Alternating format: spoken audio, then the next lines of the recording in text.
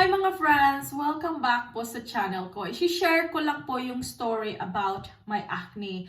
At ano po yung dalawang products na ginagamit ko na naka-help po siya nang nag-clear up po yung skin ko. So backstory po, nung teenager pa po ako, wala pong akong acne, hindi po ako naka-experience na yung mga pimples, gano'n. Nung teenager pa po ako.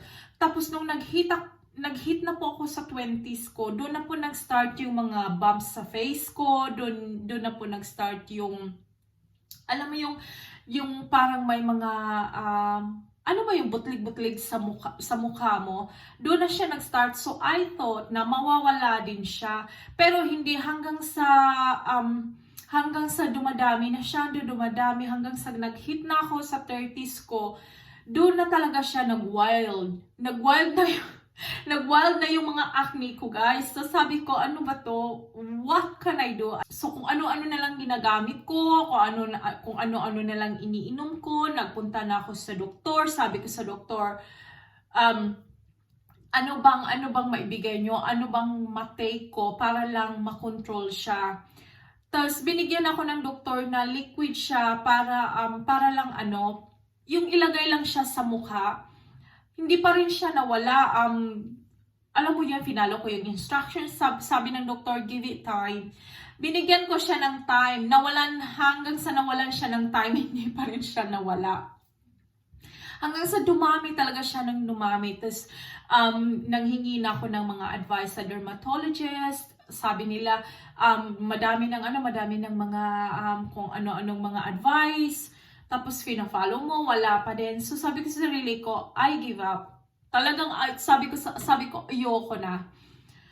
Kaya tapos sabi ng doktor, it's part of it is yung hormonal acne. So hormonal acne means, alam mo yun, babae ka, kapag yung darating yung monthly visitor mo, lumalabas sila. So sabi ko, pero hindi naman siguro ganito, hindi naman ganito, over siya. Over na hormonal siya. Tapos, sabi ko, ano ba talagang products na pwede kong gamitin para lang lumayas tong mga to? Kasi, nakaka-down talaga siya. Yung confidence mo, yung parang, kailangan ko mag-wear ng makeup. I mean, you don't have to. Pero, sa akin, kasi sa trabaho ko, parang, ayokong, alam mo yung tao na talagang tumitingin sa'yo, hindi sila tumitingin sa mata mo, pero tinitingnan nila yung acne mo. Yung, alam mo yung yung parang, yung na-knock out na yung confidence mo. Yung nakaka-ano sa akin, yung nakaka-down sa akin. Tapos napupunta ako sa mga meetings, alam mo yun, nagmi-meet ka ng iba-ibang tao. At gusto mo, confidence ka, nakaka-knock talaga siya ng confidence, guys. Kaya sabi ko, ano ba talagang gawin ko? Or ano bang products na kailangan ko gawin? Sabi nila, uminom ka ng maraming tubig. Kahit ilang litro pa siguro tubig na ininom ko, wala pa din, ganun pa din. Hindi siya nawawala, andun pa rin siya. Nagwa-wild pa din sila. Nanganak na lang yung iba. Lolo't lola, tatay, nanay, mga anak, mga apo, andun na sila lahat sa mukha ko. As you can see. Kaya yon. Tapos, edi umuwi kami ng Pinas. Nung umuwi kami ng Pinas, kumalma sila ng konti. Tapos, nung bumalik na naman kami dito sa UK, ayun, nag-wild na naman sila. Ay, hindi ko alam, ano bang gagawin ko? Alam mo yung pagod na sa kakaisip ko, anong gagawin mo? First world problem nga, di ba? Hashtag first world problem yung nangyari sa mga acne ko. Bumalik na naman ako sa doktor, sabi ko, may iba pa ba kayong cream na maibigay sa akin? Tapos, binigyan ako ng yung pinaka-strong na ata yun, ewan ko, basta iba yung niya, iba yung name niya. Tapos, ang baho, hindi ko gusto, yung strong na strong talaga siya. Ginamit ko pa din siya, guys, binigyan ko talaga siya ng chance, hindi pa din. Pero, nung umuwi ako ng Pinas, kasi madami akong narinig sa sabon na to na maganda daw gamitin sa mukha at saka sa katawan. kasi nakakakinis. Hindi talaga ako mahilig sa mga skin lightening soap o skin whitening soap. Hindi ako mahilig. Ewan ko lang, ako lang yun. Hindi lang ako mahilig. Tapos nung marami na ako nadinig na gamitin nito kasi nga maganda sa mukha. Tapos sabi ko, itry ko nga. Kaya bumili ako nito. And this is the soap. Ito yung soap na madami akong nadinig na good reviews. Na maganda daw sa mukha at saka sa katawan. Kaya binili ko siya. So, sa pack is 6. There are 6 pieces sa pack. Yan yung binili ko nung umuwi ako ng Pinas.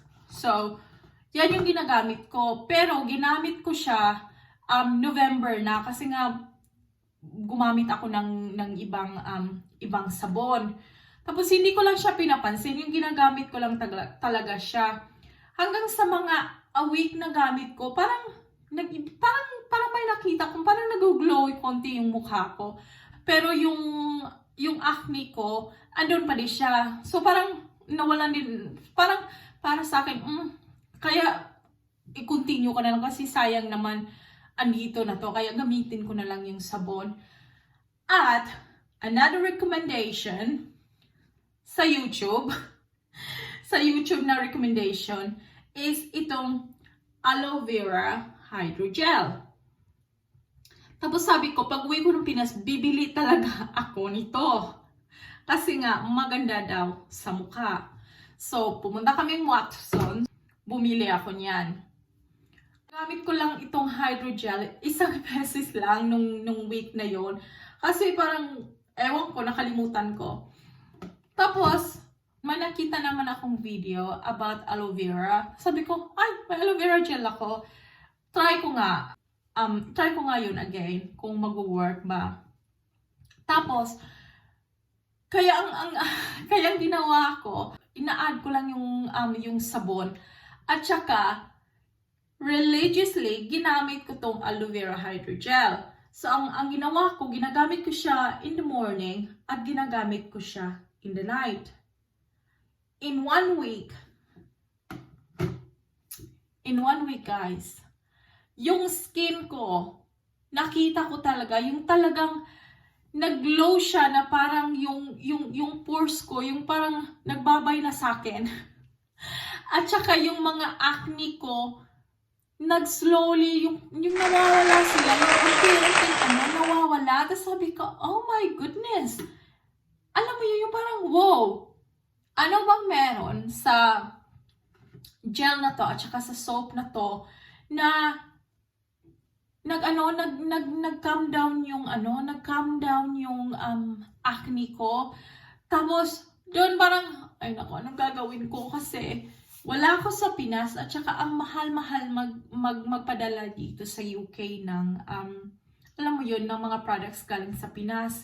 Kaya ang ginawa ko, nagpunta ako sa shop.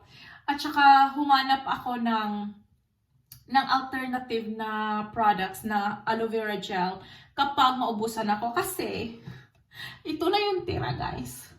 Ganun ako kadami gumamit. Ito na yung tira niya, konti na lang. Tapos inisip ko, ano bang gagawin ko? Kasi wala na akong ganito. Kaya nung nagpunta ako, ito yung nakita ko sa shop. Yan. Yan yung brand na nakikita ko. Yan yung brand na nakita ko. Sabi ko, itry ko nga kasi ang sabi is aloe vera gel din siya. Ang ginawa ko, ginamit ko muna yung hydrogel, yung parang paubos na talaga siya. As you can see, wala na siyang laman. Tapos, ginamit ko itong aloe vera na to dito sa UK. Yan. Guys, it works. Nag-work sila the same. Pareho silang nag-work. Kaya pag wala na ako nito, kasi may konti pa, hindi na ako mag-worry kasi meron ito. Napaka-happy ko, guys, kasi tingnan nyo naman yung mukha ko. Compare sa picture na to. Diba? Yung yung result niya, makikita mo talaga. Hindi pa sila yung talagang nawawala, pero umiba yung texture niya. Tapos yung mga acne ko, lumalayas na sila paunti-unti. Diba? Kahit slowly, nag-work siya. Kaya i-recommend ko talaga sa Pinas, kung kapag andyan ka sa Pinas, recommend ko siya ito. At saka, ito. Itong hydrogel na to. At saka itong Kojisan. Please, itry nyo. Kasi kung nag-work siya sa akin, baka mag-work sa inyo. If you are in, pag andyan po kayo sa Pinas. Kasi pag na-work po sa akin, baka mag-work po sa inyo. At saka if nasa UK po kayo, itry nyo din po yung, ito po. Yung gel na to. I-update ko po kayo kung patuloy pa po bang nag-clear up yung skin ko. Kasi hindi lang po nawawala yung acne ko. Yung mga scarring din po, nag-fade din po siya. Simula nung gumamit po ako ng aloe vera gel at saka ng Kojisan. Kaya hopefully it will really works for you. Thank you for watching and I will see you on my next video. Thank you. Bye!